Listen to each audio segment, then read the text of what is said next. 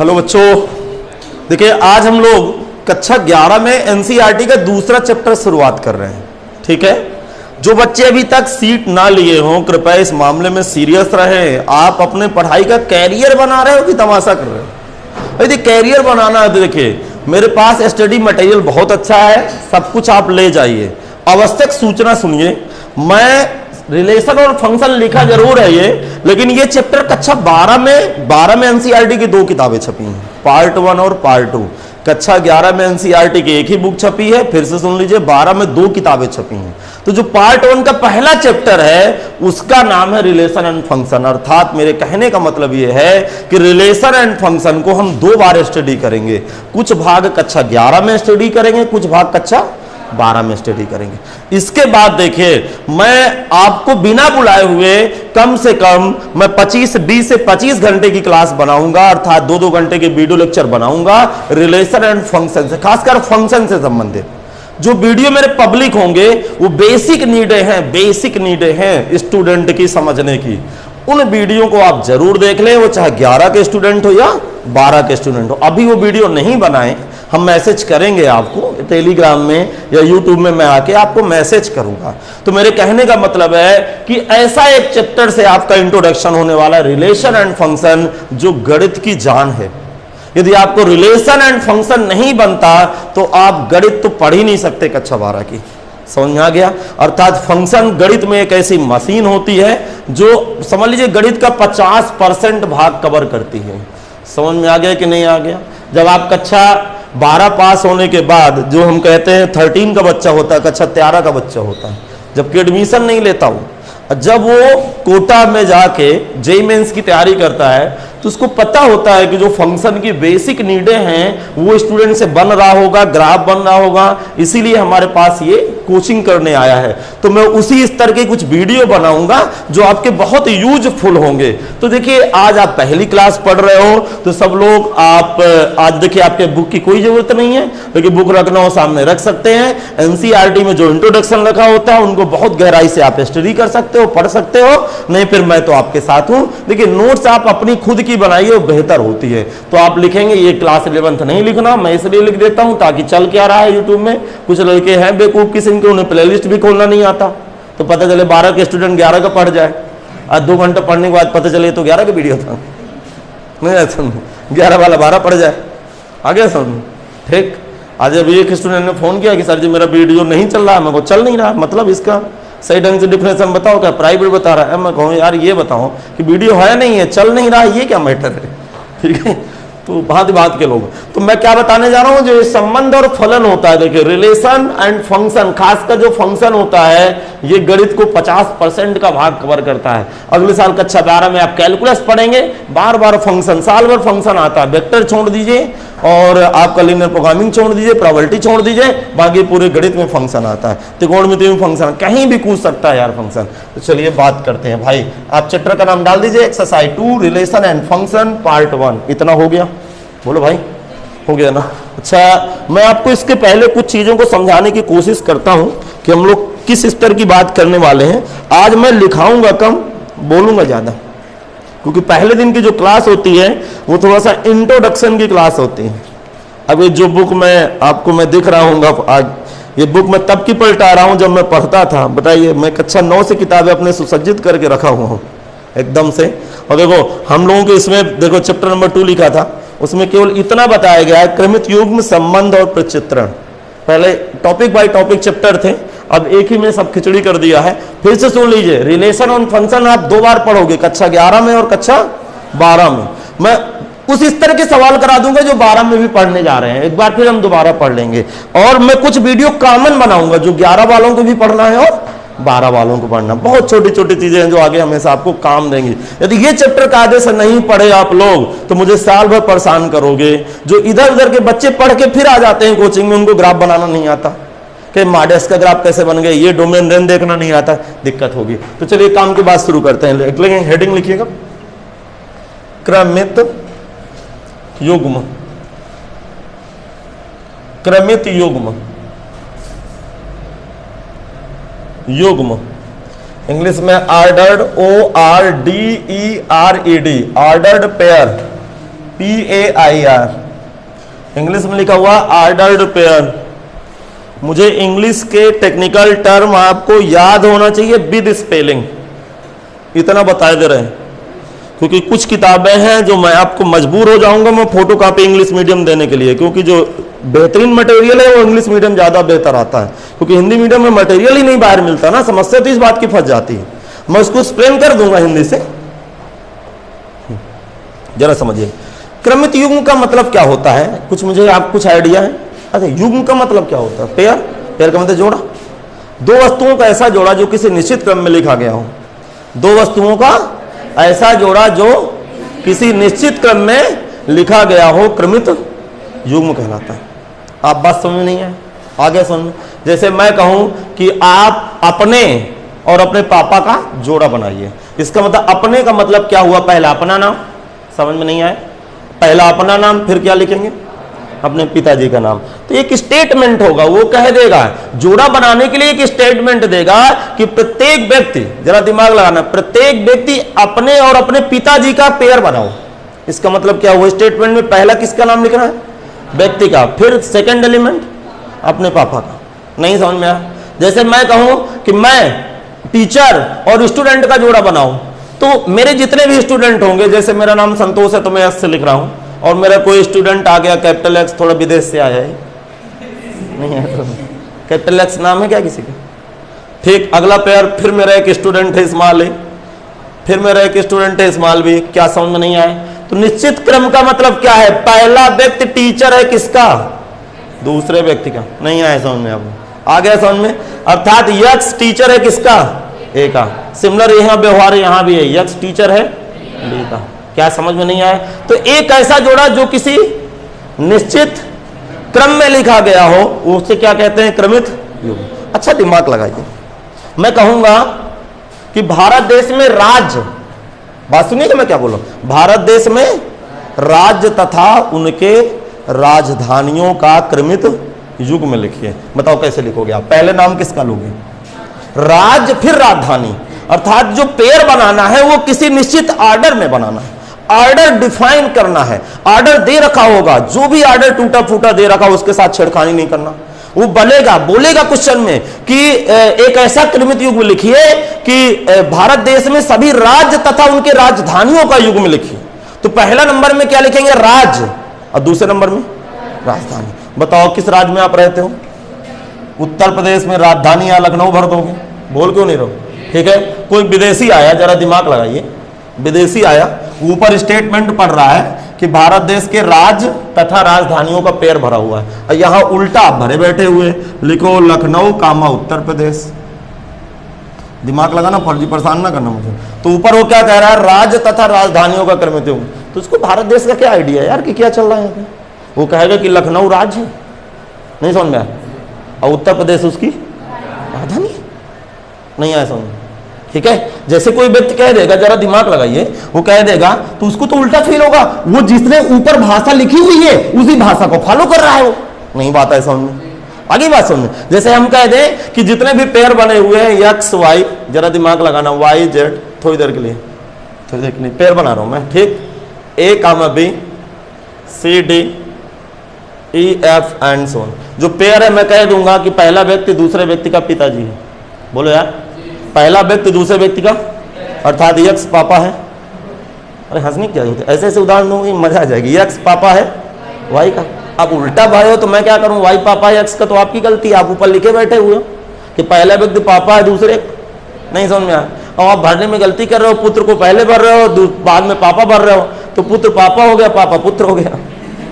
तो ये गलती हम नहीं कर सकते। अब भी नहीं समझ में आया? तो एक निश्चित क्रम में भरेंगे, अर्थात दो वस्तुओं का ऐसा जोड़ा जो किसी निश्चित क्रम में लिखा गया हो, उसे हम क्या बोलते हैं? ऑर्डर्ड पेयर, हिंदी में क्रमित युग्म। क्या समझ में आ गया? जैसे मैं सबको कहूं कि आप अपने और अपने पिताजी का क्रमित युग्म लिखिए, तो आप पहले क्या करोगे? पहले अपना नाम लिखोगे कामा पिताजी, एक जोड़ा बन गया। नहीं समझ में आया? बगल वाले स्टूडेंट होगा वो भी पहले अपना नाम लिखेगा। तो इनमें ऑर्डर पेयर बनाते समय मैंने आपको एक बाउंड कर दिया ना कि अपने और अपने पिताजी का क्रम भरो। मैं पहले बोलूं कि पहले पिताजी फिर अपना क्रम भरो, तो पहला एलिमेंट पिताजी हो गया, दूसरा एलिमेंट खुद आप हो गए। क्या ये बात पकड़ में आ गई कि नहीं आई? लिखेंगे, चलिए बोल रहा हूं मैं। दो वस्तुओं का ऐसा जोड़ा, दो वस्तुओं का ऐसा जोड़ा, दो वस्तुओं का ऐसा जोड़ा, ऐसा जोड़ा जो किसी निश्चित क्रम में लिखा गया हो। दो वस्तुओं का ऐसा जोड़ा, दो वस्तुओं का ऐसा जोड़ा जो किसी, दो वस्तुओं का ऐसा जोड़ा जो किसी निश्चित क्रम में लिखा गया हो, जो किसी निश्चित क्रम में लिखा गया हो, जो किसी निश्चित क्रम में लिखा गया हो, क्रमित युग्म कहलाता है। दो वस्तुओं का ऐसा जोड़ा जो किसी निश्चित क्रम में लिखा गया हो, दो वस्तुओं का ऐसा जोड़ा जो किसी निश्चित क्रम में लिखा गया हो, क्रमित युग्म कहलाता है। आगे समझे कि नहीं? बोल क्यों नहीं रहे? हाँ, क्या लिखें? दो वस्तुओं का ऐसा जोड़ा जो किसी निश्चित क्रम में लिखा गया हो, क्रमित युग्म कहलाता है। लिखेंगे, एक लाइन छोड़ के लिखिए। यदि दो वस्तुओं में से, यदि दो वस्तुओं में से पहली वस्तु स्मॉल ए हो, यदि दो वस्तुओं में से पहली वस्तु स्मॉल ए हो, यदि दो वस्तुओं में से पहली वस्तु स्मॉल ए हो,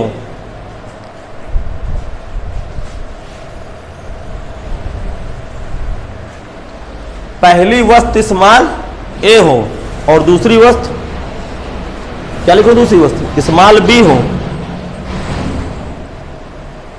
यदि दो वस्तुओं में से पहली वस्तु स्मॉल ए हो तथा दूसरी वस्तु स्मॉल बी हो तो क्रमित युग्म, तो क्रमित युग्म,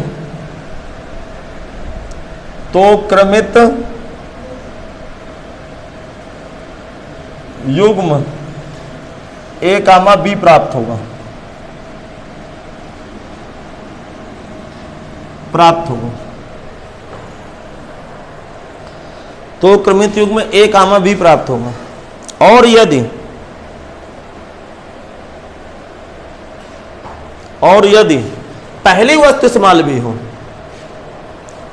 और यदि पहली वस्तु स्मॉल बी हो, और यदि पहली वस्तु स्मॉल बी हो, पहली वस्तु स्मॉल तथा दूसरी वस्तु स्मॉल ए हो, तो क्रमित युग्म क्या लिखेंगे बताओ? तो क्रमित युग्म बी कामा ए प्राप्त होगा। तो क्रमित युग्म बी कामा ए प्राप्त होगा। समझ में नहीं आया? फिर से एक बार सुन लीजिए। क्रमित युग्म की डिफिनेशन क्या है मुझे बताओ? दो वस्तुओं का ऐसा जोड़ा जो किसी निश्चित क्रम में लिखा गया हो, क्रमित युग्म कहलाते हैं। हमने दो वस्तुएं उठाई, कौन कौन से? ए और बी। यदि पहली वस्तु स्मॉल ए हो और दूसरी वस्तु स्मॉल, तो क्रमित युग्म ए कामा बी बनेगा। यदि उल्टा बात करूं, यदि पहली वस्तु स्मॉल बी हो, दूसरी वस्तु स्मॉल ए हो, तो क्रमित युग्म क्या बनेगा? बी कामा ए। इसका मतलब कि क्रमित युग्म ए कामा बी और बी कामा ए भिन्न भिन्न है, अलग अलग हैं, अर्थात A comma B does not equal B comma. इसका मतलब समझिएगा। देखो, यदि भेजा लगाना है, किसी भी ऑर्डर्ड को मैं उल्टा नहीं कर सकता क्योंकि अंदर इसके रिलेशन होता है। अभी धीरे धीरे समझाता हूं। यदि ए पापा है किसका? बी का, तो क्या बी पापा ए का हो जाएगा? अर्थात किसी चीज का ऑर्डर हम अपने मन से चेंज नहीं कर सकते। समझ में नहीं आया? यदि ए पढ़ाता है बी को, तो इतने बुरे दिन आ गए कि बी पढ़ाने लगा ए। नहीं आया समझ में? बोलो यार, कहीं कहीं बैठ जाएगा। ए भाई है बी का, तो बी ए का भाई हो जाएगा। नहीं आया समझ में? ए दोस्त है बी का, तो बी दोस्त है, तो कुछ लॉजिक तो बैठ जाएगा। लेकिन अभी हम रिलेशन नहीं पढ़ रहे हैं। अर्थात हम बिल्कुल नहीं कह सकते कि ए कामा बी जो ऑर्डर्ड पेयर है वो इक्वलेट होगा बी कामा के। अर्थात हम क्रमों को उल्टा नहीं कर सकते। अब भी नहीं समझ में आया? यदि ए चाचा है किसका, तो क्या बी चाचा ये होगा? मिला के देगा, कहीं मैं चाचा कि तुम चाचा? सोच समझ के बात करना। इसका मतलब दो वस्तुओं का ऐसा जोड़ा, बात समझ आ गया, जो किसी निश्चित क्रम में लिखा गया हो, क्रमित युग्म कहलाता है। अब जरा बात करते हैं। इमेजिन करिए, हमने पता चल गया कि क्रमित युग्म भरने के लिए दो वस्तुओं को जरूरी है और एक क्रम में जरूरी है। ठीक है, तो दो वस्तुओं का ऐसा जोड़ा जो किसी निश्चित क्रम में लिखा गया और क्रमित युग्म कहलाता है। हमने इमेजिन किया हमारे पास दो वस्तुएं हैं ए और बी। ये उस अवस्था में यदि पहली वस्तु ए है दूसरी वस्तु बी है तो क्रमित युग्म की फोटो देखेगी ए कामा बी, जिसको छोटे ब्रैकेट में ए कामा बी से रिप्रेजेंट करेंगे, प्रदर्शित करेंगे। यदि पहली वस्तु स्मॉल बी है और दूसरी वस्तु स्मॉल ए है तो क्रमित युग्म की फोटो बी कामा है। इसका मतलब मैं नोट क्या लिखने जा रहा हूं, सब लोग नोट लिखें। नोट, क्या बात समझ में आ गई कि नहीं आई? बोल क्यों नहीं रहो, आगे समझ में लिखेंगे। क्रमित युग्म ए कामा बी तथा बी कामा ए भिन्न भिन्न है अर्थात अलग अलग है। नोट लिखना है क्रमित युग्म, क्रमित युग्म, क्रमित युग्म ए कामा बी, ये क्रमित युग्म ए कामा बी और बी कामा ए भिन्न भिन्न है अर्थात अलग अलग है। नहीं है क्या समझ? भिन्न भिन्न है अर्थात अलग अलग है। अतः ordered pair A B does not equal ordered pair B है, ये बिल्कुल बराबर नहीं होंगे। अतः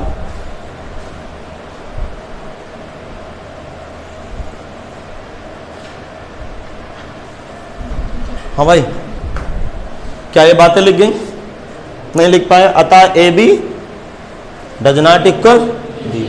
समझ में ना आए तो फिर मैं एक बार क्लियरिटी कर दूं। समझ में बढ़िया आ गया? तो क्रमित युग्म का मतलब समझ में आया कि नहीं आया? चलिए लिखाते हैं, एक उदाहरण देते हैं। एग्जाम्पल नंबर 1 लगाइए। भारत देश में राज्य तथा उनके राजधानियों का क्रमित युग्म। भारत देश में राज्य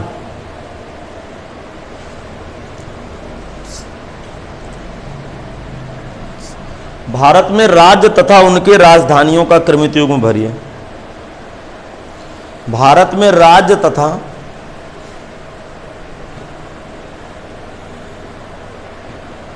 भारत में राज्य तथा उनके राजधानियों का क्रमित युग्म लिखिए। बताओ कैसे लिखोगे? क्या ऑर्डर क्रम मैंने क्या दिया आपको? क्रमित युग्म भरना, लेकिन मैंने क्रम निश्चित कर दिया। भारत में राज्य तथा, इसका मतलब जो पहली वस्तु है वो राज्य है, बोलो, और दूसरी वस्तु राजधानी। बनाओ छोटा ब्रैकेट। पहले क्या लिखेंगे? उत्तर प्रदेश। मैं लिखूं क्या? लिख डालोगे यार अब। उत्तर प्रदेश कामा लखनऊ। 2-3 लिख डालिए जो आपकी जनरल नॉलेज थोड़ा बहुत तेज। उत्तर प्रदेश कामा लखनऊ, क्या है ब्रैकेट में लिख गया? उत्तर प्रदेश कामा लखनऊ। हाँ, मध्य प्रदेश कामा भोपाल, मध्य प्रदेश की राजधानी भोपाल है। ठीक, दूसरा पेयर भर गया भाई। पहले क्या लिखोगे? राज्य, और फिर बाद में राजधानी का नाम। तीसरा राज्य और उठा लो, बिहार, पटना, बिहार कामा पटना, ब्रैकेट में इसके। हाँ, यहां लिखना है उत्तर प्रदेश कामा लखनऊ, अर्थात राज्य उनका राजधानी, मध्य प्रदेश कामा भोपाल। फिर क्या लिखेंगे? बिहार कामा पटना। इसी तरह यहां क्या लिखना है? उत्तर प्रदेश कामा लखनऊ, मध्य प्रदेश कामा भोपाल, गुजरात कामा गांधीनगर। ये बदली तो नहीं, गांधीनगर ही ना गुजरात की राजधानी। हाँ बराबर, गुजरात कामा गांधीनगर। बस पर्याप्त है। And so on that that कर दो। क्या आपको महसूस हुआ कि नहीं?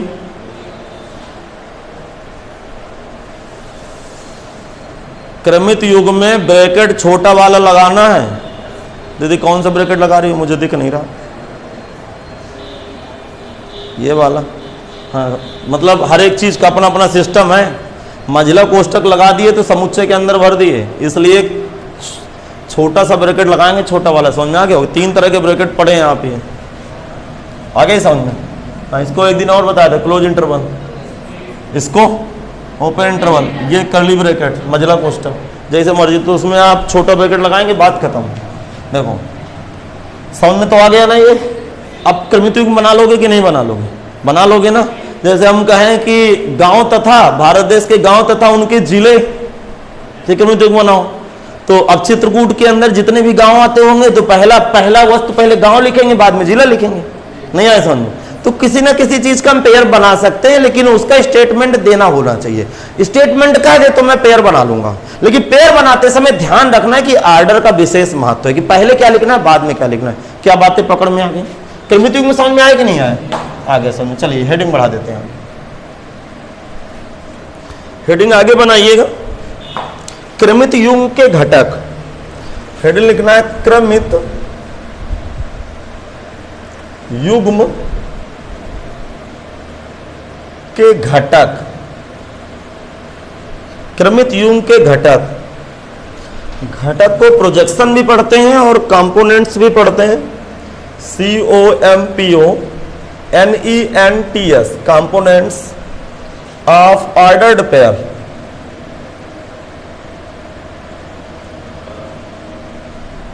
क्रमित युग्म के घटक, इंग्लिश में कंपोनेंट्स भी पढ़ते हैं घटक को, प्रोजेक्शन भी पढ़ते हैं। साथ फिजिक्स में आप ये शब्द सुनेंगे घटक। देखो दिमाग लगाना, बिल्कुल सीधा सा, फालतू की बात नहीं करना है, सीधा सा माइंड में क्लिक कराना है। समझ आ गया? क्योंकि जो 11-12 की क्लास होती है ना, हम लोग बहुत अच्छी तरह से महसूस करते हैं जो बेसिक नीडें होती हैं। कभी आपने विचार किया है जो व्यक्ति अपने करियर प्लान के साथ नहीं चलता, क्या वो सफलता पाएगा? नहीं पाता। बात आप समझ रहे होंगे। आप जितने लोग बैठे हुए हैं ना, 1 या 2 लड़का सेंसिटिव होगा अपने प्लान के प्रति। आपको प्लान लिखना चाहिए, आपको एक खुद की डायरी बनानी चाहिए कि मुझे इस साल ये काम करना है, चाहे इसे करूं मैं, लेकिन आप कुछ नहीं करते। समझ में आ गया? तो आपका यदि प्री प्लान नहीं है, यदि आपको किसी चीज को प्लान करना है, तैयारी करना है, तो देखो बेसिक नीडें बहुत अच्छी होनी चाहिए। आप ग्रेजुएशन के बाद आपको 10 साल क्यों लग जाता है, 7-8 साल क्यों लगता है किसी चीज को सफलता पाने में? क्योंकि हम छोटी कक्षाओं में किसी चीज को ढंग से पढ़े नहीं है। फिर ग्रेजुएशन होने के बाद यार फेल कौन होता है? फेल तो पास तो सब हो जाते हैं ना यार, लेकिन अच्छी तरह से कौन पास हुआ है? एक कागज लेने से आप ये नहीं कह सकते कि हम बहुत बेहतर है। बात समझ में आ गया? आप कितना बढ़िया बेसिक चीजों को पढ़े हैं, क्योंकि छोटी छोटी चीजें ही परीक्षा में पूछी जाती हैं और वो क्लियर नहीं रहता, बाद में तकलीफ देती हैं। तो जरा दिमाग लगाइए कि क्रमित युग्म के घटक क्या होते हैं। अच्छा मुझे पता है, देखो मेरी कुछ बोलने की आदत है दूसरी है। अब कुछ लोगों को पता ना, बात मानिए मैं क्या एक्चुअल शब्द बोलूंगा, कुछ लोगों को तो क्रमित युग्म की फोटो नहीं दिखती। अरे फोटो का मतलब जानते हो? फोटो खींचते हो मोबाइल में, कैसे पहचानते हो इसकी फोटो है, पापा की फोटो है, मम्मी की फोटो है, पहचान जाते हो। इस तरह क्रमित युग्म की फोटो नहीं पहचानोगे। यदि क्रमित युग्म कह रहा है तो इस तरह के ब्रैकेट लगाएगा, बोल क्यों नहीं रहे हो? हाँ, बीच में कामा भी लगाएगा। अब किसी को इसकी फोटो ही नहीं पता तो सवाल क्या लगाएगा? अर्थात यहाँ कुछ भरा होगा, यहाँ कुछ भरा होगा। क्लियर हो गया? जो पहले भरा होता है उसको हम पहला घटक बोलते हैं। क्या बोलते हैं? बात खत्म। और ये खत्म। तो आपको फोटो पता है तो सब कुछ पता है। इसका मतलब यदि क्रमित युग्म में A, B है, तब पहली राशि स्मॉल a को पहला घटक बोलते हैं और दूसरी राशि स्मॉल b को दूसरा घटक बोलते हैं। बाई चांस उसने क्रमित युग्म पलट दिया, BA कर दिया, तो इस स्थिति में पहला घटक क्या हुआ? B, दूसरा घटक A। फिर से कॉमन शब्द बोल रहा हूं, आपके ऑर्डर्ड पेयर की आपको फोटो पता है कि छोटे ब्रैकेट में 2 नंबर भरे होंगे। पहला जो नंबर होगा वो पहला कंपोनेंट्स होगा, ये पहला प्रोजेक्शन होगा, हिंदी में बात करूं पहला घटक होगा, जो दूसरा होगा तो दूसरा घटक। अब भी नहीं समझा? लिखेंगे यदि क्रमित युग्म A, B है, यदि क्रमित युग्म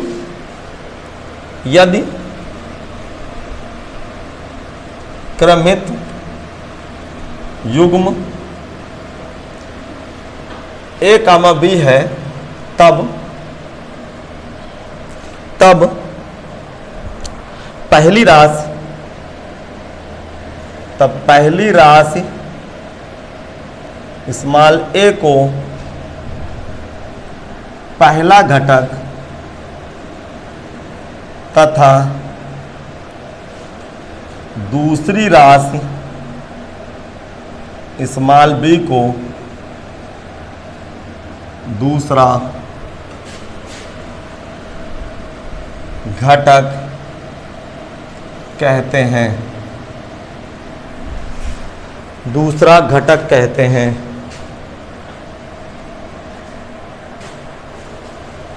आ गया समझ? नहीं आया समझ? इसका मतलब अभी हम 2 बातें सीखे। पहले हमें नहीं पता था कि ऑर्डर्ड पेयर क्या होता है। ऑर्डर्ड पेयर का मतलब 2 वस्तुओं का ऐसा जोड़ा जो किसी निश्चित क्रम में लिखा गया हो। अच्छा, ये क्रमित युग्म होता है। इसका मतलब क्रमित युग्म में घटक भी होते हैं। यदि क्रमित युग्म कहीं A, B से रिप्रेजेंटेशन है तो जो पहली जो क्वांटिटी है ना उसको फर्स्ट कंपोनेंट से या घटक बोलते हैं। जो सेकंड क्वांटिटी है, जो दूसरी राशि है, उसको दूसरा घटक बोलते हैं। यही बात को मैं यदि उल्टा करके लिख दूं, लिखूंगी यदि क्रमित युग्म क्योंकि आप रट नहीं सकते थे पहला घटक यही होता है कि रट के बैठ गए। यदि क्रमित युग्म बोलो क्या लिखूं मैं? बहुत अच्छा, बी कामा ए हो तब बताओ, ए है तब लिखो। तब पहली राशि स्मॉल बी को लिख लोगे कि मैं लिखूं? लिख डालो। तब पहली राशि स्मॉल बी को पहला घटक, तब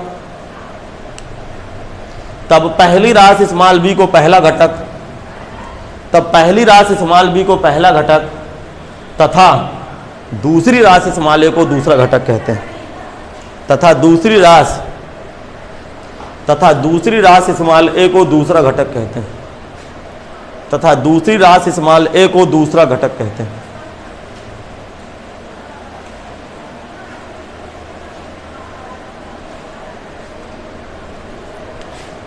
क्या बातें समझ में बढ़िया आ रही हैं? आगे समझ, घटक समझ में आया कि नहीं आया? आगे समझ। चलिए कुछ रीमार्क्स लिखेंगे। रीमार्क्स को हिंदी में क्या पढ़ते हैं? टिप्पणी। टिप्पणी मीन्स याद रखें, ठीक है? इस तरह अंगूठा बना रहता है, याद है आपको? वो थम्स अप दिखाता है कि देख चिढ़ा रहा हूं मैं तुझे मैं चिढ़ा रहा हूं। नंबर 1, ए कामा बी के रूप में लिखा गया प्रत्येक जोड़ा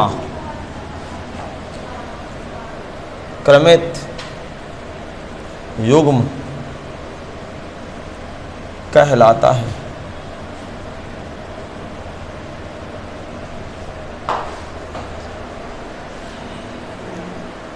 ये बकवास समझ में नहीं आया क्या? मैंने क्या लिखा है? ए कामा बी के रूप में लिखा गया प्रत्येक जोड़ा है क्या? क्रमित युग्म। आगे समझ। पूरे बकवास को मैं एक लाइन में मतलब 2-3 लाइनों में सुसज्जित करना चाहता हूं कि ताकि आपके दिमाग में घुस जाए। समझ आ गया? ये दिमाग इतना बढ़िया है हम लोगों का कि आप इसको कैसे डालना चाहते हो, बात समझ आ गया? आखिरकार देखो, पढ़ाई है क्या?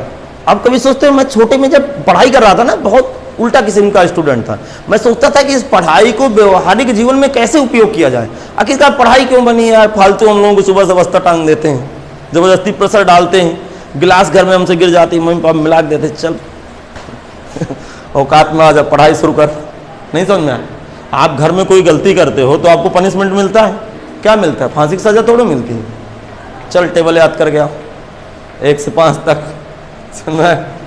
वो तो ये सजा मिलती है। हमें लगता था यार पढ़ाई सजा है, सजा नहीं। आप कायदे से सुनो तो फिर मजा है पढ़ाई। ए कामा बी के रूप में लिखा गया दुनिया के अंदर, अर्थात गणित की दुनिया में कुछ ऐसी फोटो दिखे तो मैं आज से उनको कहूंगा ऑर्डर पे। नहीं समझ आए? अभी तक हमारी नजर में ABCD थी जो हम LKG UKG में पढ़ते थे। ये 6, 7, 8 से मुझे इस तरह के ब्रैकेट दिखने लगे, और ब्रैकेट में इस तरह AB लिखा हो, XY लिखा हो, राम कामा श्याम लिखा हो, तो मैं समझूंगा कि ये क्या है? क्रमित युग्म। अब भी नहीं समझ में आया? लिखो अगले नंबर पे काम की बात। बोलो भाई, 2 क्रमित युग्म, 2 क्रमित युग्म, 2 क्रमित युग्म आपस में तभी बराबर होते हैं। 2 क्रमित युग्म आपस में तभी बराबर होते हैं जब दोनों क्रमित युग्मों के पहले घटक तथा दूसरे घटक आपस में बराबर हों।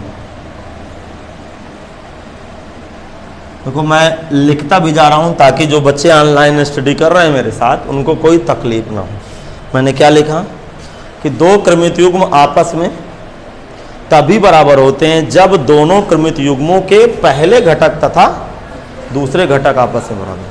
अभी अभी मैंने क्या कहा कि 2 क्रमित युग्म, मैंने कहीं लिखा था AB डज नॉट इक्वल भी है, लेकिन कहीं इस तरह की फोटो दिख रही है XY = AB है, तो निश्चित रूप से this implies X = A and Y = नहीं। सुन मैंने क्या लिखा है, दो क्रमित युग्म आपस में तभी बराबर होंगे, अर्थात दो ऑर्डर्ड पेयर आपस में इक्वलेट कब होंगे, जब पहला कंपोनेंट्स अर्थात पहला घटक पहले घटक के बराबर हो जाए और दूसरा घटक दूसरा घटक के बराबर। अर्थात मैं कैलकुलेशन के दौरान कभी भी ऐसी फोटो देखूंगा बीच में बराबर लगा रहेगा, मुझे आवश्यकता पड़ेगी दो ऑर्डर्ड पेयर तभी बराबर होते हैं जब पहला पहले के बराबर हो, दूसरा दूसरे के बराबर। उदाहरण लिख लीजिए, आगे सुन, नहीं आगे सुन, आगे सुन, नहीं नहीं बी ना होगा ना, फिर जब बराबर की कंडीशन आएगी तो फिर दोनों तरफ पेयर अलग अलग लिखा रहेगा ना, यहाँ ए बी यहाँ बी ए नहीं लिखा होगा, समझ में आ गया। वो कंडीशन है कि इस तरह के पेयर कहीं बराबर भरे हों।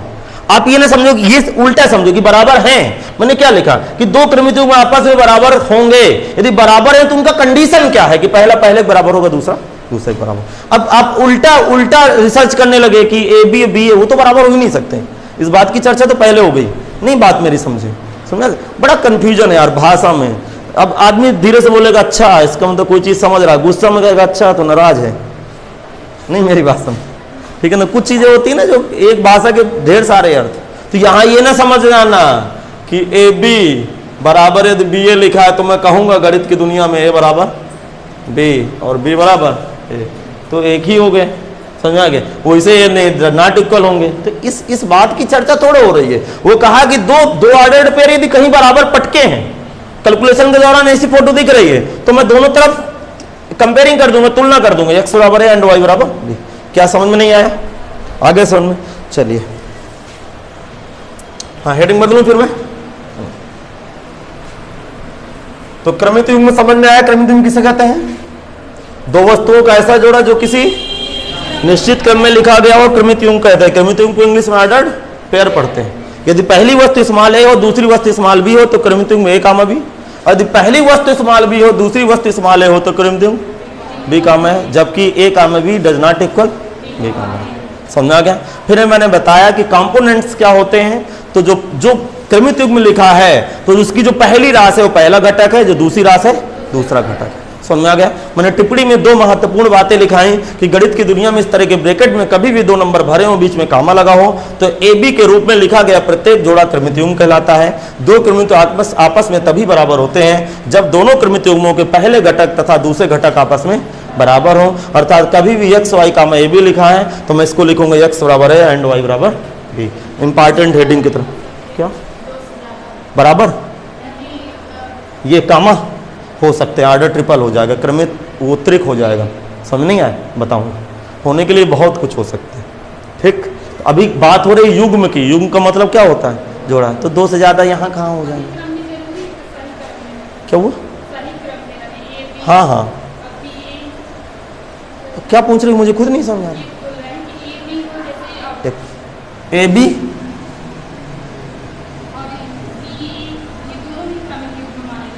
हाँ क्रमित युग्म में दोनों माने जाएंगे, नहीं है समझ, ये दोनों क्रमित युग्म में। जरा दिमाग लगाइए, राम कामा श्याम और श्याम कामा राम, समझ में, दोनों क्रमित युग्म नहीं समझ में, लेकिन बराबर नहीं। क्रमित युग्म तो दोनों भाई। मैंने इस तरह की फोटो कुछ भी आए, मतलब इस तरह की फोटो, समझ आ गया। अब यहां कुछ लिखा हो तो ये क्रमित युग्म है, लेकिन ये बराबर नहीं होंगे। अच्छा बराबर हो भी सकते हैं लेकिन अभी बराबर नहीं होंगे क्योंकि वहां तक आप पहुंचे नहीं है। बात समझिएगा। यदि राम चाचा है श्याम का तो श्याम चाचा कहां हो जाएगा राम का, इसीलिए बराबर नहीं होते, इनका ऑर्डर नहीं बदल सकते। अभी आप बात समझिए पहले। जैसे मैंने एग्जाम्पल दिया कि भारत देश के राज्य और राजधानी, तो आप उनको उल्टा कैसे कर दोगे, पहले तो राज्य ही लिखोगे ना यार, बाद में राजधानी लिखोगे ना, क्योंकि आपने तो स्टेटमेंट दिया है ना यार। अब जैसे हम कह देंगे कि सभी बच्चे अपने और अपने पिताजी का पेयर बनाओ, तो मैंने स्टेटमेंट लिखा अपने और अपने पिताजी का, तो मैं पढ़ूंगा राम कामा श्याम, तो मैं क्या समझूंगा, राम लड़का है किसका, श्याम का, क्योंकि मैं ऊपर स्टेटमेंट लिखा बैठा हूं अपने और अपने पिताजी का। तो आप उल्टा लिख रहे हो तो मैं उल्टा महसूस कर जाऊंगा, अर्थात श्याम लड़का हो जाए राम पापा हो। अब भी नहीं समझना तो आप उल्टा नहीं कर सकते। बोलो भाई समझ नहीं आएगा, समझ में थोड़ा सा समय लीजिए, देखिए किसी चीज को, ठीक है। अभी पता है ना, अभी दिमाग में बहुत सारी चीजें नहीं है तो धीरे धीरे आएंगी। जिससे पहले कहीं दो से ज्यादा नहीं हो सकता है, लेकिन युग्म है तो क्यों होगा दो से ज्यादा। उसने मैंने डिफिनेशन पहले ही बताई कि दो वस्तुओं का जोड़ा होता, ठीक है। 3 या 4 की भी बात होगी, हेडिंग बढ़ाते हैं। 2 इंपॉर्टेंट हेडिंग, 2 समुच्चयों, 2 समुच्चयों का कार्तीय गुणनफल, 2 समुच्चयों का कार्तीय गुणनफल,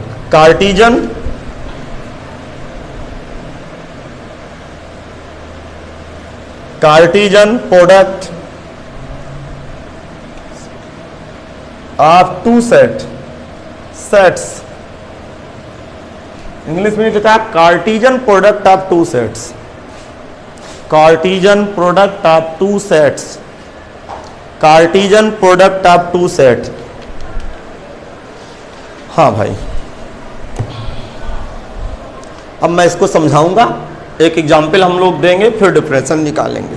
आप कुछ नहीं लिखेंगे, जो मुझे ऑनलाइन सुन रहे हो बच्चे, हेडिंग डाल के आप चुपचाप मोबाइल के स्क्रीन को देखिएगा, ऑफलाइन बच्चे व्हाइट बोर्ड को देखेंगे।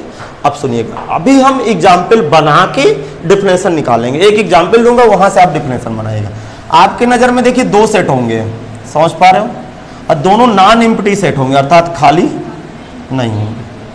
अर्थात यदि 2 समुच्चय है, कैपिटल ए कैपिटल बी, तो कार्तीय गुणनफल क्या होता है? 2 समुच्चयों का कार्तीय गुणनफल, इंग्लिश में कार्टीजन प्रोडक्ट पढ़ते हैं, अर्थात मैं ए क्रॉस बी लिखूंगा। यदि बीच में चिन्ह इस तरह गुणे का लगा देंगे तो इसको क्रॉस प्रोडक्ट पढ़ते हैं। और आज से दूसरा नाम आ गया, क्या पढ़ोगे? Cartesian product. हिंदी में क्या पढ़ोगे? कार्तीय गुणनफल समुच्चय। इसका मतलब यार एक बात तो मुझे क्लियर नजर आ रही है, आप बहुत डीपली किसी चीज को गहराई से सुना करिए।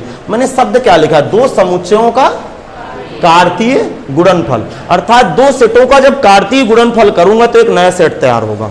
इसका मतलब जिस तरह सेट ए सेट बी है, समझ पा रहे हो, सेट ए और सेट बी, ए और बी क्या है? समुच्चय है। तो जब मैं इनका क्रॉस करूंगा तो भी मुझे समुच्चय की ही फोटो दिखेगी। अब भी नहीं समझ में? जिस तरह दोनों ये अलग अलग एक समुच्चय की मुझे तस्वीर इनकी दिख रही है, तो जब मैं दोनों को क्रॉस कर दूंगा तो भी मुझे समुच्चय दिखेंगे, लेकिन यहां समुच्चय में क्रमित युग्म आएंगे। इसीलिए मैंने क्रमित युग्म से कॉन्सेप्ट उठाया, ताकि आपको तकलीफ ना हो। अब कैसे इनका क्रॉस करते हैं, जरा ध्यान से सुनिए।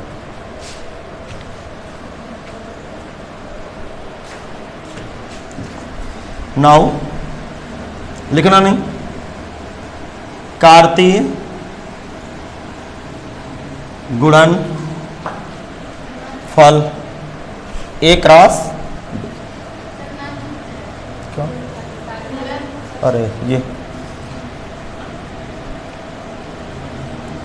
कार्तीय गुणनफल, सुनो सुनो इधर सुनना, उन्ना को छूट जान दीजिए, ना कुछ नहीं करेगा, लेकिन ये छूट जाएगा तो बहुत कुछ कर लेगा।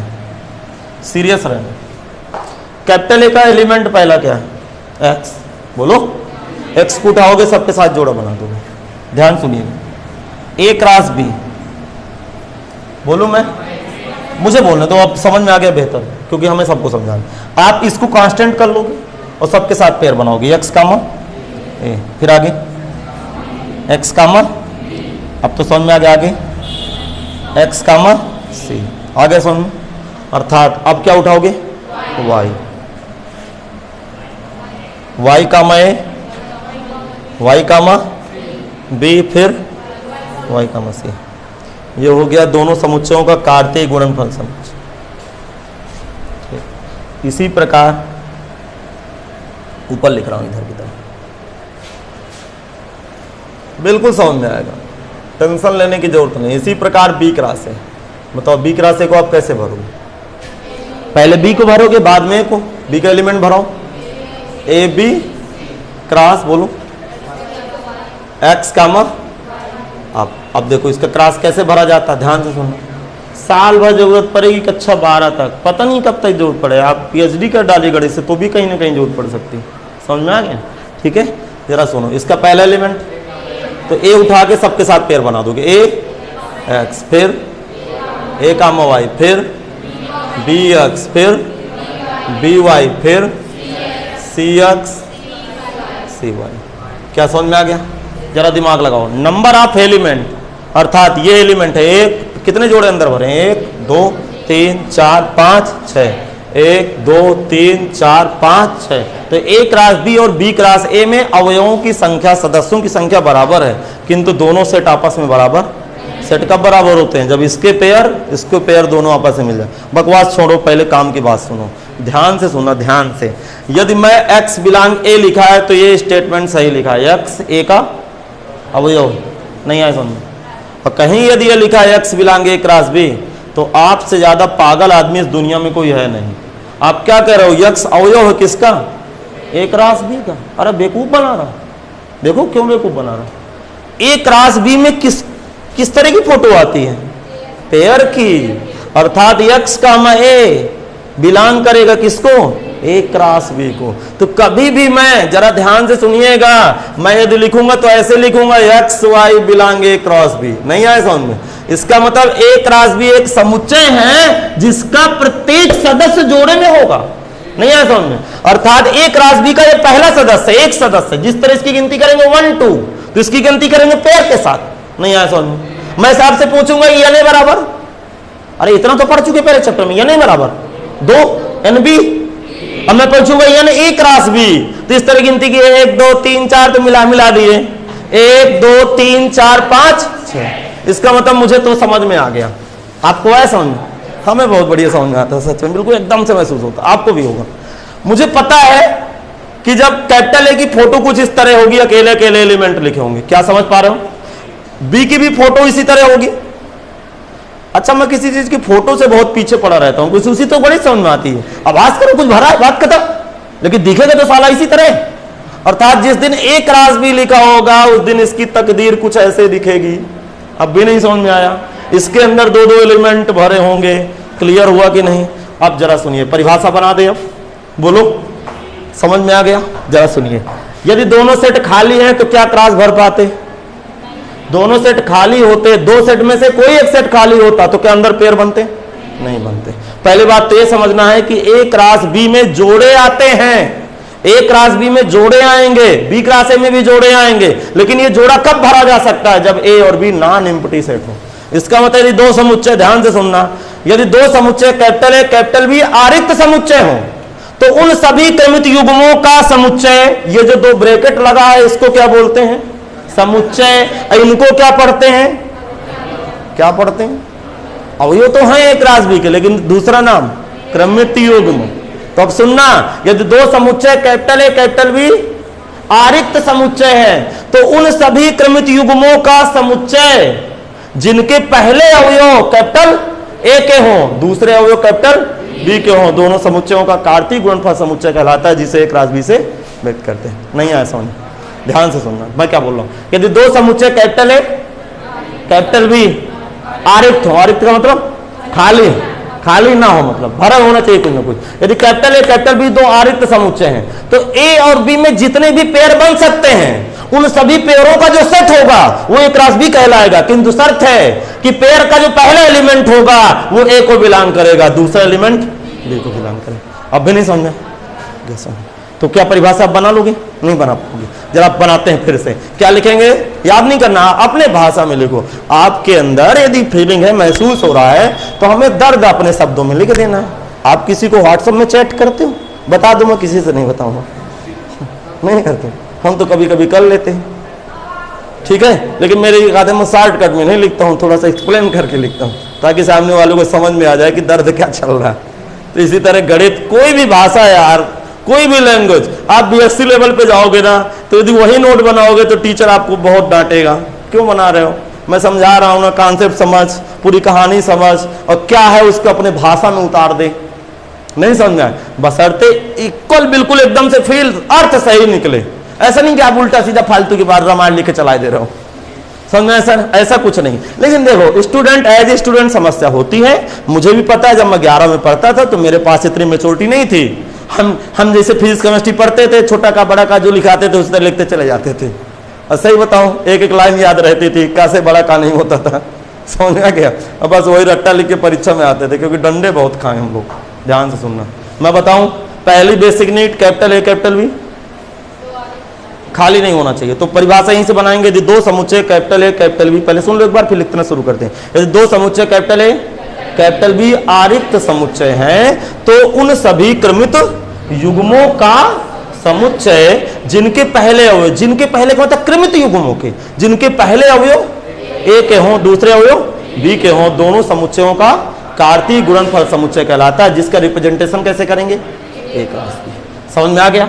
यदि मैं ऐसा बोल दूं, ऐसा बोलूं, यदि दो समुच्चय, ध्यान सुनना, यदि दो समुच्चय कैपिटल ए कैपिटल बी आरिक्त समुच्चय हैं, उन सभी क्रमित युग्मों के समुच्चय, उन सभी क्रमित युग्मों का समुच्चय जिसके पहले अवयव बी के हों दूसरे अवयव, तो बी क्रॉस ए हो जाएगा। समझ में आ गया? अर्थात ए क्रॉस बी की फीलिंग है ना, जितने भी पेयर बने होंगे ना, तो पेयर का जो पहला घटक होगा ना वो ए को बिलोंग करता होगा और दूसरा घटक, यदि बी क्रॉस ए बनूंगा ना तो पहला पेयर का क्रमित युग्म का प्रत्येक एलिमेंट पहला बी को बिलोंग करेगा, दूसरा ए को बिलोंग। अब भी नहीं समझा? लिखे, यदि दो समुच्चय, बढ़िया समझा ना, यदि दो समुच्चय कैपिटल ए कैपिटल बी, यदि दो समुच्चय कैपिटल ए कैपिटल बी आरिक्त समुच्चय हो, यदि दो समुच्चय कैपिटल ए कैपिटल बी आरिक्त समुच्चय हो, आरिक्त समुच्चय हो, तो उन सभी क्रमित युग्मों का समुच्चय, तो उन सभी क्रमित युग्मों का समुच्चय, तो उन सभी क्रमित युग्मों का समुच्चय, तो उन सभी क्रमित युग्मों का समुच्चय जिसके पहले अवयव, क्या लिखूं, कैपिटल ए के हों, जिसके पहले अवयव कैपिटल ए के हों तथा दूसरे अवयव कैपिटल बी के हों, तथा दूसरे अवयव कैपिटल बी के हों, दोनों समुच्चयों का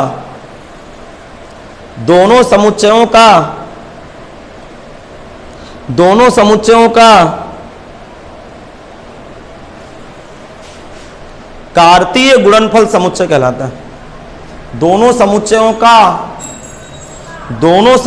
का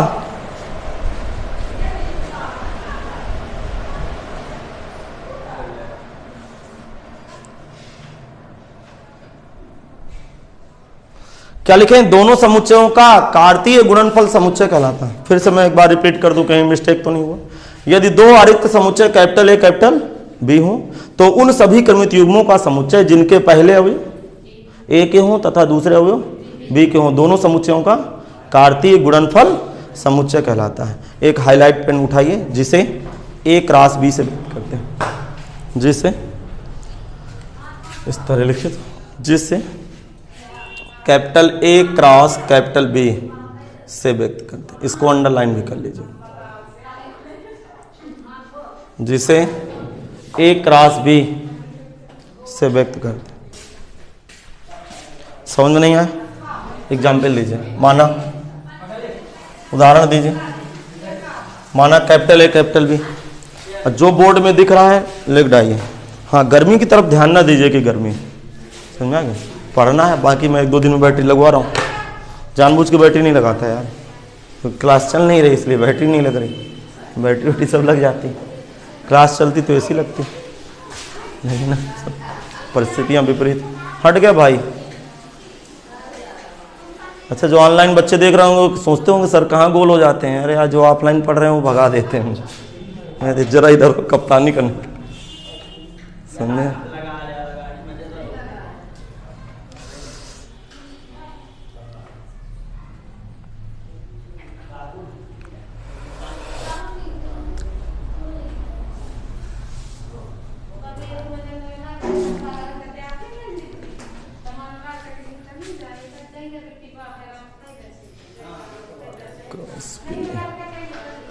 तो देखो ये दोनों लिख लीजिएगा, ए क्रॉस बी और बी क्रॉस ए दोनों लिख लीजिएगा। समझा गया?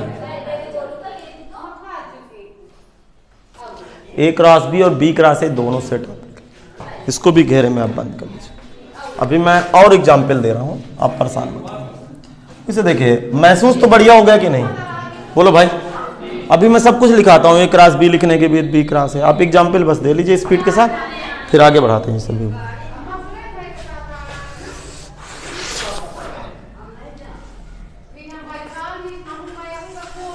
लिख गया? देखो अब इसको टेक्निकल टर्म में डिफिनेशन लिख दिया। गणित की भाषा में इसकी डिफिनेशन लिखी जाए।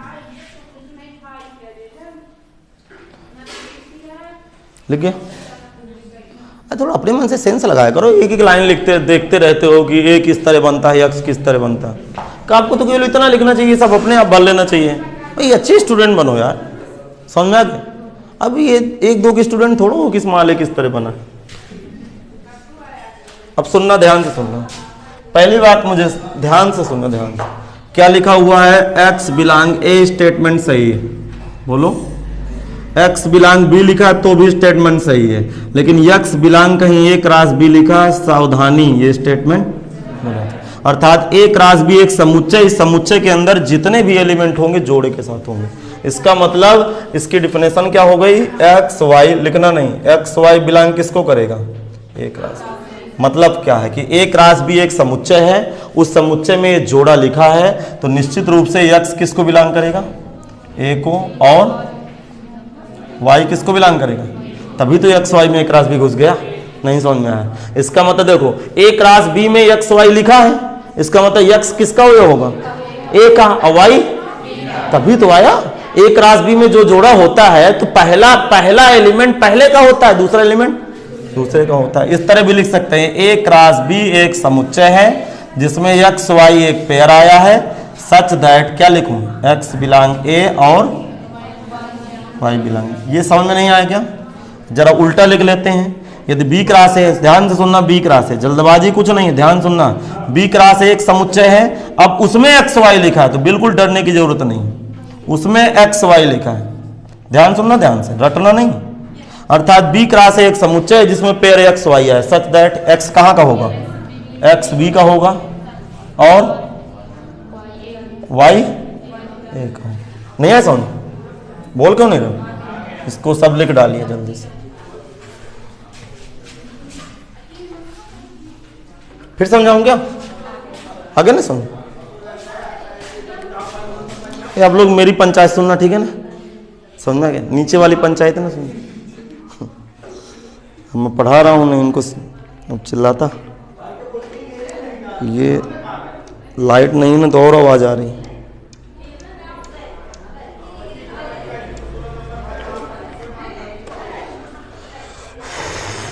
आगे समझ। मतलब ए क्रॉस बी एक समुच्चय है जिसमें जोड़े भरे होंगे, और उस जोड़े को आपको पकड़ना है। पहला एलिमेंट पहले सेट को बिलोंग करेगा, दूसरा एलिमेंट दूसरे सेट को बिलोंग करेगा।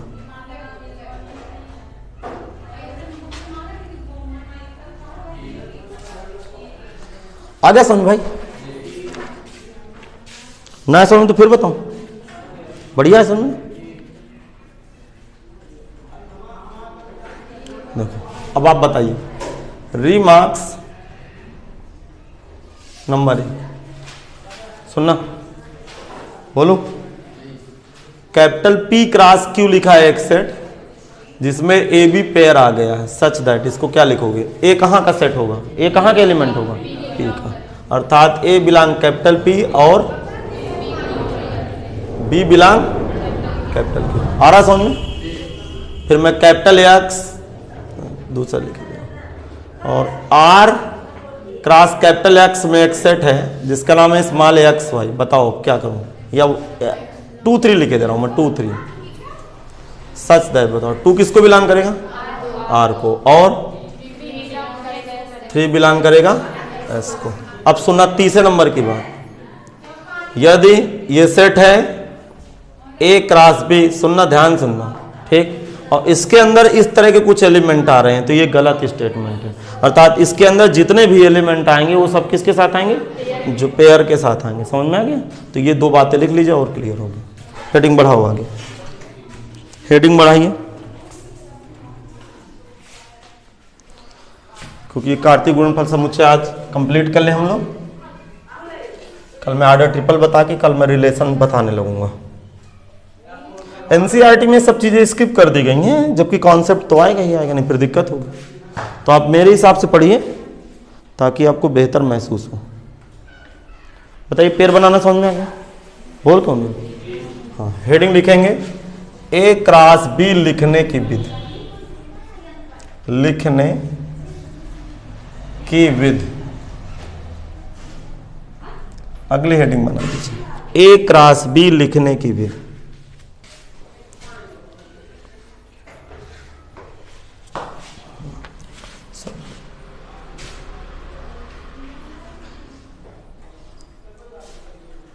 मैं एक ट्रिक बताऊंगा, उस ट्रिक से आप चलेंगे, फिर मैं ए क्रॉस बी को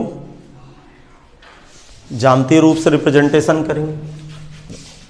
एक मैं सेट मानता हूं, माना कैपिटल ए बराबर एक्स वाई, ठीक, कैपिटल बी बराबर मैं मान रहा हूं 1 2 3। क्या समझ पा रहे? ध्यान से देखना, ध्यान से। ये ए है, ये क्या है? बी। एक एलिमेंट कौन है? एक्स। पहला एलिमेंट उठाएंगे, ए क्रॉस बी लिखने की विधि, और इन तीनों के साथ पेयर बना देंगे। किसके साथ? 1, कैपिटल बी के एलिमेंट क्या है? 1 2 3। नहीं आया समझ में? बताओ, ये जो निकलेगा तो क्या निकलेगा? ए क्रॉस बी। तो क्या है? X comma 1। अब भी नहीं समझ में?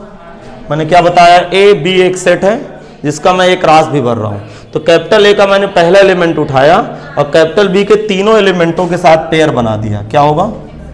x कामा 2। यहां क्या होगा? x कामा 3। अगला एलिमेंट क्या है? फिर तीनों के साथ पेयर बनाऊंगा। नहीं आया समझ? हाँ, बताओ यहां से क्या निकलेगा?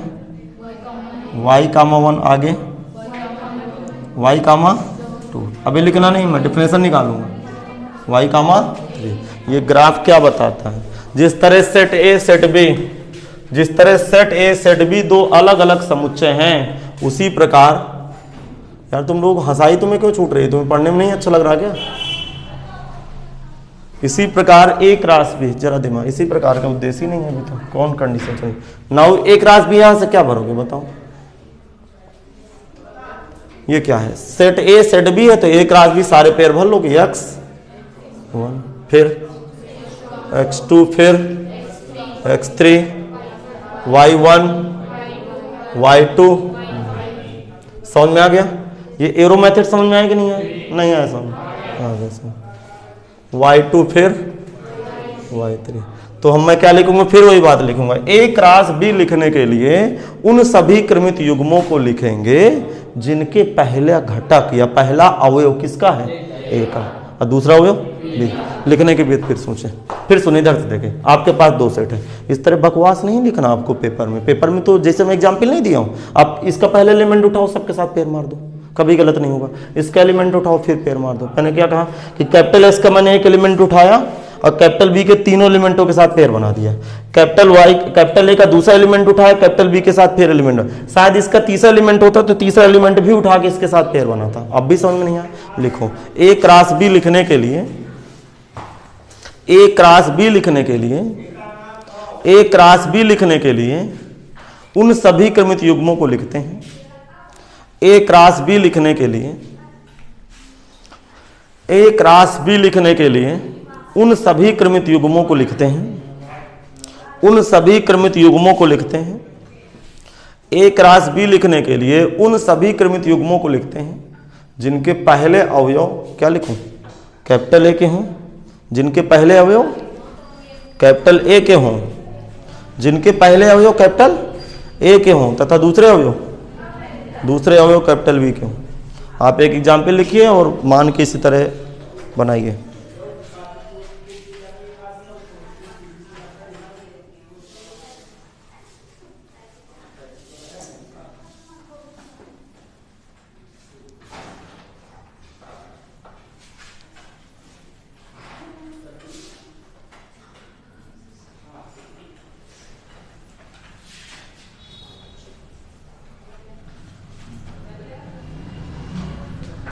हाँ भाई, लिख गया कि नहीं? ये एरो मेथड बनाओ आप लोग, इस तरह सब लोग कंप्लीट करो।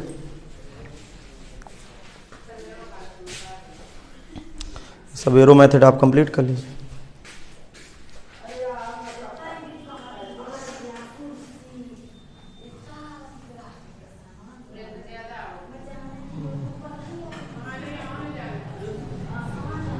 एक्सपोजर नहीं सही हो रहा, पता नहीं क्या हो गया।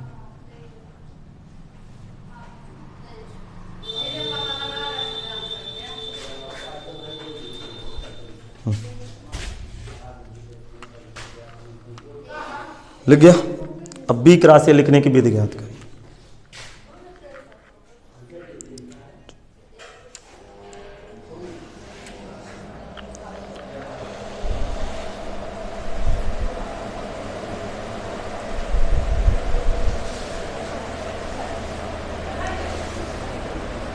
तैयार हैं आप?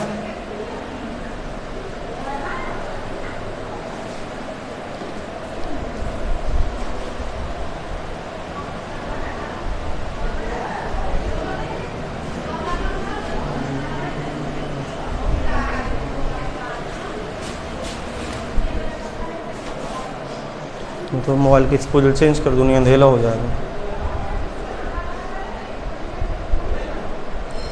यार किसी दिन इतना परेशान करता है।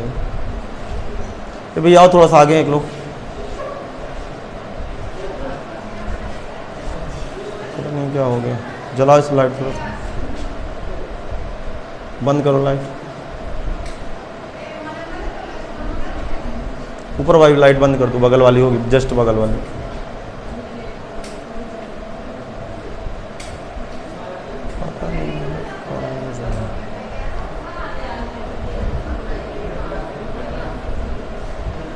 सही जला दो। ठीक, लिख गया भाई? हाँ हेडिंग लिखिए तो। हाँ हेडिंग लिखेंगे B क्रॉस A लिखने के बिंदु।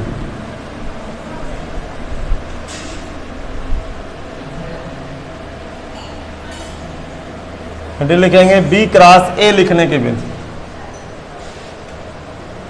बताओ उसकी डिफरेंशन क्या बनेगी? B क्रॉस A लिखने के लिए उन सभी क्रमित युग्मों को लिखेंगे जिनके पहले अवयव B के हों तथा दूसरे अवयव लिख डालो। लिखेंगे B क्रॉस A लिखने के लिए, B क्रॉस A लिखने के लिए, B क्रॉस A लिखने के लिए, B क्रॉस A लिखने के लिए उन सभी क्रमित युग्मों को लिखेंगे। B क्रॉस A लिखने के लिए उन सभी क्रमित युग्मों को लिखेंगे जिनके पहले अवयव, क्या लिखो? जिनके पहले अवयव B के हों तथा दूसरे अवयव कैपिटल A के हों। चलो एग्जाम्पल में लिखे, माना B बराबर में पहले मान ले रहा हूं 1 2 या 1 2 3 माने ले रहा हूं। चलिए इसको 5 और 6 माने ले रहा हूं। कैपिटल A को 5 और 6। नाउ पहले B लिखेंगे, बाद में A लिखेंगे, जो रिजल्ट निकलेगा वो A क्रॉस B का निकलेगा। सुनना ध्यान, सॉरी B क्रॉस A। क्रम का महत्व है। क्या मैं बताऊं? B का पहला एलिमेंट क्या? 1।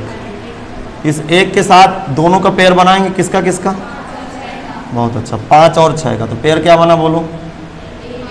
1 5, आगे 1 6। समझ में आ रहा है? अगला एलिमेंट इसका, फिर दोनों के साथ जोड़े बनेंगे। अब भी समझ में नहीं आया? नहीं आया समझ? क्या लिखूं बताओ? 2 5, आगे 2 6। फिर इसका तीसरा एलिमेंट 3, फिर दोनों जोड़े बनेंगे 5 और 6। क्या आएगा? 3 5, आगे 3 6। अब भी नहीं है समझ? अतः B क्रॉस A कितना निकला?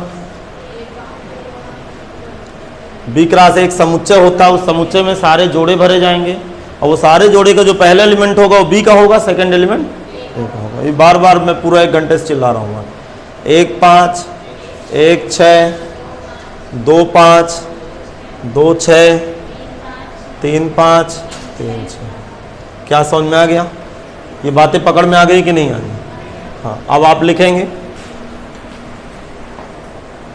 अगली हेडिंग बनाएंगे।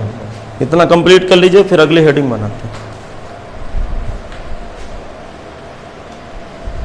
हाँ भाई आप लोग क्लियर हो?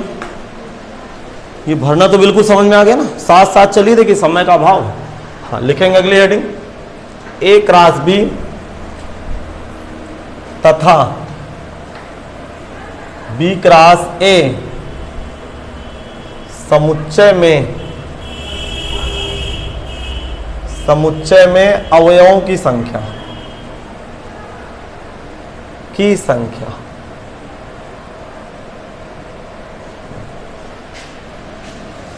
हेडिंग है ए क्रॉस बी तथा क्या लिखना है, बी क्रॉस ए समुच्चय में अवयवों की संख्या। अच्छा, ए क्रॉस बी, सीरियस होकर सुनेंगे, ए क्रॉस बी और बी क्रॉस ए में जो एलिमेंट होंगे, जो अवयव होंगे, वो किस तरह के होंगे, क्रमित युग में होंगे, पेयर में होंगे। समझ में आ गया? जरा दिमाग लगाइए, यहां पे आपने कैपिटल ए को क्या माना था, कैपिटल ए को क्या माना था? एक उदाहरण देके देख लेते हैं, ठीक है? मैं एक छोटा सा उदाहरण देख लेते हैं, छोटा सा, तुरंत भर जाएगा। फिर एग्जाम्पल आप दे भी सकते हो, ध्यान से बस सुनिएगा। माना अभी आपको लिखना नहीं है, कैपिटल ए छोटा सा एलिमेंट मान लेते हैं X Y, this implies N A बराबर क्या है, कोई बताएगा एन ए बराबर, एन ए का मतलब नंबर ऑफ एलिमेंट, ठीक। बी को मान ले रहा हूं मैं 1 2 3, दिस इंप्लाइज एन बी कितना आया, समझ में आ रहा है? नाउ ए क्रॉस बी, चलो भराओ ए क्रॉस बी डायरेक्ट हम, x1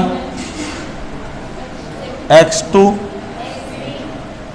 x3 y1, कोई दिक्कत किसी को? y, समझ में आ गया?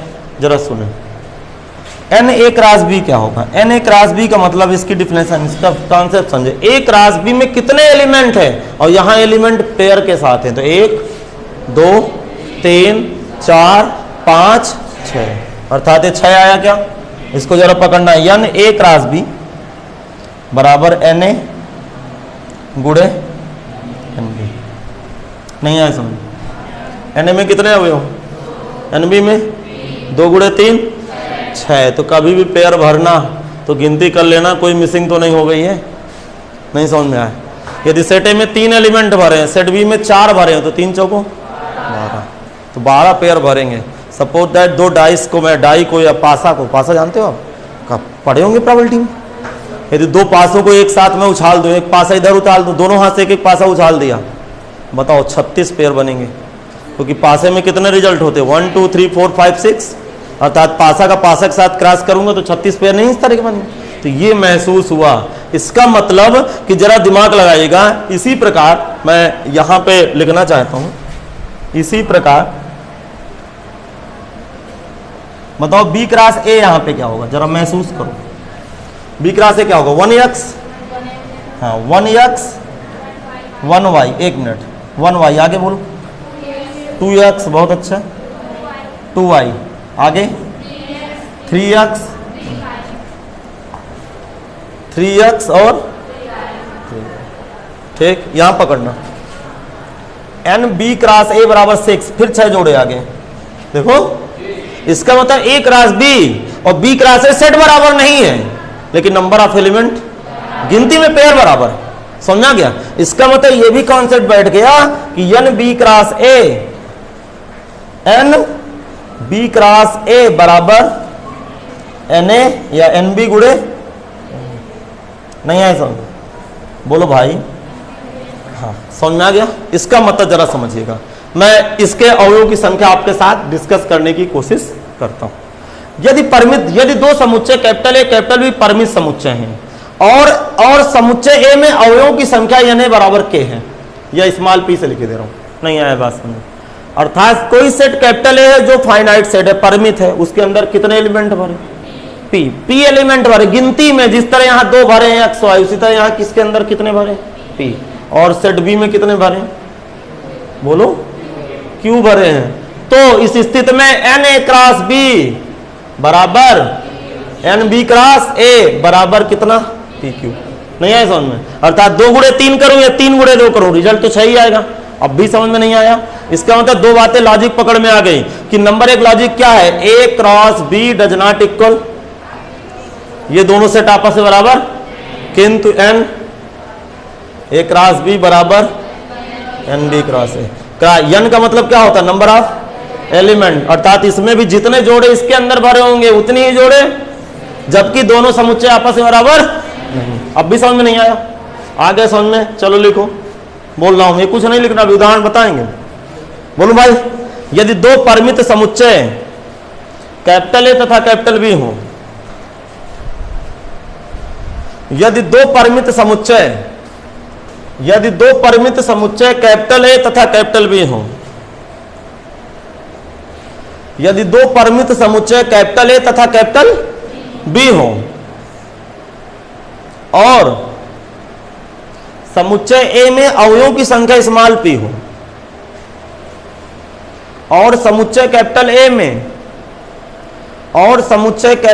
में अवयवों की संख्या, और समुच्चय कैपिटल ए में अवयवों की संख्या स्मॉल पी हो, अर्थात Na बराबर, बताओ Na बराबर क्या लिखूं, P है, अर्थात Na बराबर P है।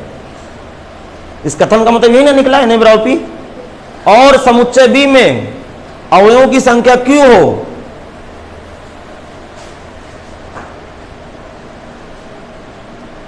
और समुच्चय B में अवयवों की संख्या क्या लिखूं, Q हो, अर्थात NB बराबर, बोलो NB बराबर Q है, अर्थात NB बराबर Q है।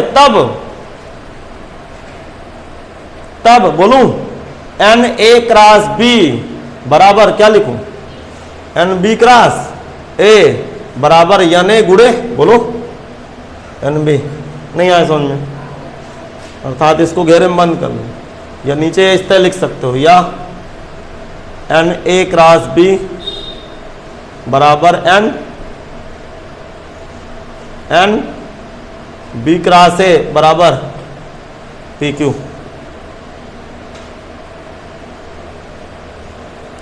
NA क्रॉस B बराबर NB क्रॉस A बराबर PQ। अब भी नहीं समझ में, यहां से अलग मैटर है लिखने का। क्लियर हो रहा है कि नहीं सब चीजें? Remarks number 1। तो आप मेहनत करो यार, सब चीज पॉसिबल है, ऐसा तो कुछ है नहीं कि समझ में ना है।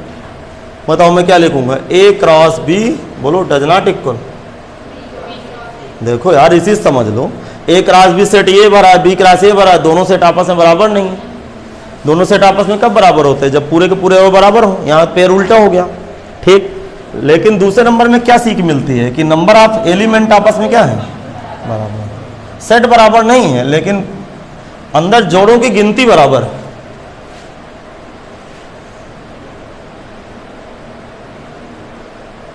सुनना, तीसरे नंबर में मैं क्या लिखने जा रहा हूं, फिर आप एग्जाम पे लिखिएगा। क्या मैं बोलूं, मैं आभास करिएगा। यदि समुच्चय ए में अवयवों की संख्या 3 है और समुच्चय बी में अवयवों की संख्या 4 है, तब ए क्रॉस बी और बी क्रॉस ए में अवयवों की संख्या 12 होगी। समझा गया, लिख लीजिए। यदि समुच्चय ए में अवयवों की संख्या 3 है, अगले नंबर में लिखिए सब लोग, मैं बोल रहा हूं। यदि समुच्चय ए में अवयवों की संख्या 3 है, यदि समुच्चय ए में अवयवों की संख्या 3 है, अवयवों की संख्या 3 है, और समुच्चय बी में अवयवों की संख्या 4 है, तो इस स्थिति में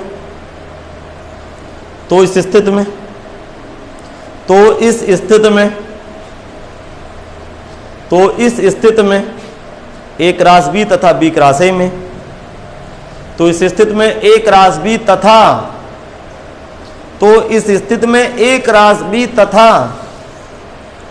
बी क्रॉस ए में, ए क्रॉस बी तथा बी क्रॉस ए में अवयवों की संख्या क्या लिखूं, 12 होगी। अब ये बात पकड़ में आ गया, अर्थात नंबर ऑफ एलिमेंट दोनों का गुणा हो जाता है, उतने ही पेयर बनेंगे। इससे देखो मदद मिल गई कि यहीं से देखिए, सेट ए में 2 एलिमेंट है और सेट बी में 3 एलिमेंट है, तो चाहे मैं ए क्रॉस बी भरूं या बी क्रॉस ए भरूं, मेरे कितने अंदर पेयर भरेंगे, 6 पेयर भरेंगे। इस तरह में मिसिंग नहीं होती कि कोई छूट तो नहीं गया, आप कम से कम इसके उत्तर की जांच तो कर सकते हो। एग्जाम्पल ये जो इधर की तरफ लिखा है, एग्जाम्पल उतार लो, जल्दी से एग्जाम्पल आप लोग कंप्लीट करें, मैं हट गया।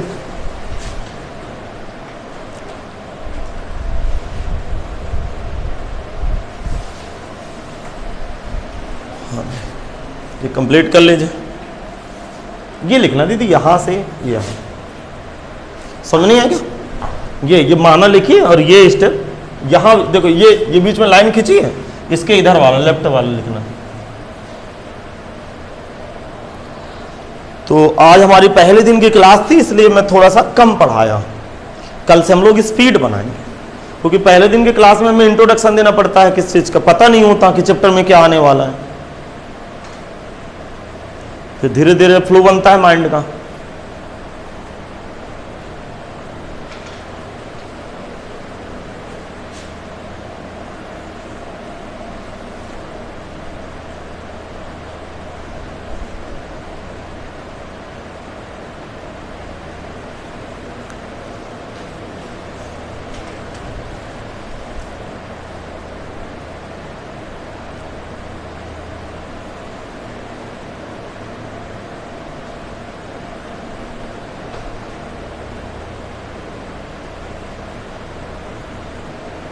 ये जरूर लिख दीजिएगा। इसी से देखिए आपको पता चला है कि यन चाहे मैं ए क्रॉस बी करूं या बी क्रॉस ए करूं, मल्टीप्लाई हो जाता है, यानी एन टू एन बी।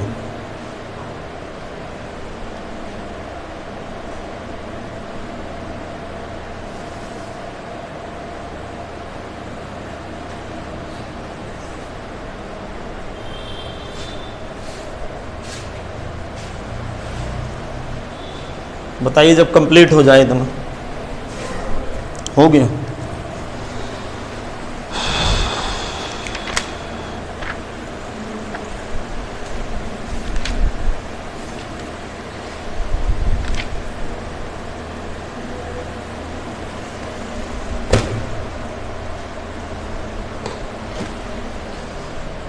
अभी नहीं लिख पाया यार।